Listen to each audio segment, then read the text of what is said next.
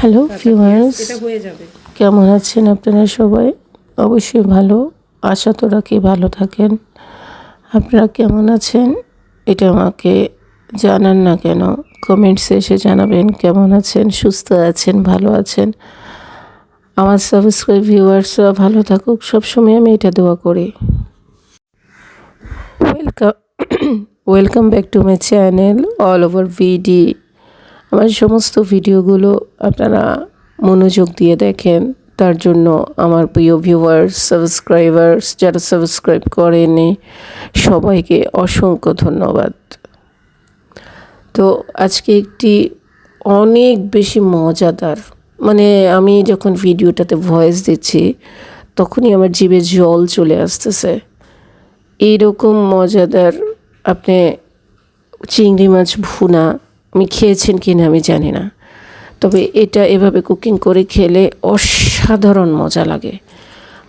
এই রান্নাটা যদি আপনি ফলো করে কুকিং করেন, আপনি অলওয়েজ এটাই রান্না করতে চাবেন, অন্য কোনোভাবে চিংড়ি মাছটা আর কুকিং করতে চাবেন না। হ্যাঁ, আমি এখানে 8 পিস চিংড়ি মাছ নিয়েছি। আসুন আমরা রেসিপিতে আসি।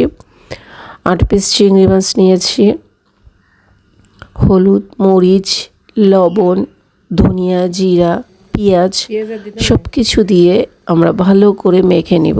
একটা কথা মনে রাখবেন ভিউয়ার্স, রান্নার না মাখাতেই অনেকটুকু রান্না হয়ে যায়, অর্ধেক রান্না কিন্তু মাখাতেই হয়ে যায়। মেখে নেবার পর আমরা 10 মিনিটের জন্য রেখে দিব। এটা ম্যারিনেট করে রাখার জন্য 10 মিনিটের জন্য পাশে রেখে দিব। রেখে দিয়ে 10 মিনিট পরে আমরা হাফ কাপ শুধু চিংড়ি মাছটা হালকা পাতলা কষানোর জন্য হাফ কাপ পরিমাণ পানি দেব। চিংড়ি মাছ এমনিতেই হয়ে যায়, আর এটা মিনিমাম 3 থেকে 5 মিনিট ওই রান্নাটাকে আমরা হওয়াবো। এই পানি দেওয়া হয়ে গেছে, আমরা এখন এটা চুলাতে উঠিয়ে দিব। আগুনটা একটু প্রথমে বাড়িয়ে দিবেন, এরপর কমিয়ে দিবেন। ভিউয়ার্স, আগুনটা প্রথমে বাড়িয়ে দিবেন, এরপর একটু করে কমিয়ে দিবেন, পানিটা যাতে শুকিয়ে যায়। মিনিমাম 5 মিনিটসের বেশি কখনোই হওয়ানোর প্রয়োজন নাই। 5 মিনিটস হওয়ায় আমরা নামিয়ে নেব।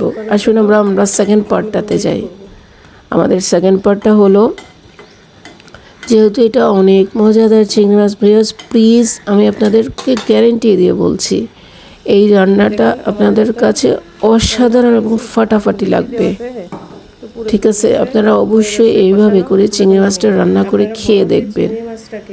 এরপর পেঁয়াজ দিব, কাঁচামরিচ দিব, রসুন কুচি দিব, কোনো বাটা দিব না, মনে রাখবেন রসুন কুচি দিব।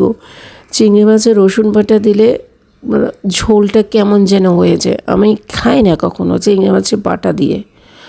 একটু আদা দিব, একটু ভালো একটা ফ্লেভার স্মেলের জন্য জিরা বাটা দিব। ব্যাস হয়ে গেল। এটাকে আমরা ভালো করে ভেজে নিব, একদম ভালো করে ভেজে নেবার পর একটু নরম করে নেব, একটু লাল লাল করে নরম করে নেবার পর আমরা ওখানে যে আমরা কষানো যে চিংড়ি মাছটা, ওই চিংড়ি মাছটা দিয়ে দিব। ওটা এই ফাঁকে আমরা একটা টমেটো দিয়ে দিব। 1 পিসের বেশি টমেটো দিবেন না, বেশি টমেটো দিলে একটু টক হয়ে যাবে গা। হ্যাঁ, আপনারা যদি বেশি টমেটোটা ইউজ করতে চান তাহলে টক হয়ে যাবে। টমেটোটা দিবার পর আরেকটু ভেজে নিব। ভেজে নেবার পর আমরা যে কষানো চিংড়ি মাছগুলো ছিল ওগুলি আমরা ঢেলে দিয়ে দেব। দিয়ে এগুলি আস্তে আস্তে মিডিয়াম আঁচে, একদম স্লো আঁচ রাখবেন না, একটু মিডিয়াম আঁচে ভাজতে থাকবেন। তবে ভাজার সময় আপনারা একটু দাঁড়িয়ে থেকে ভাজবেন। ভাজার সময় চুলাতে তরকারিটা দিয়ে চলে গেলেন এভাবে না, একটু স্লোলি নেড়ে ভাজবেন। চিংড়ি মাছটা আর ভাঙবে না, এটা একদম ফ্রেশ চিংড়ি মাছ।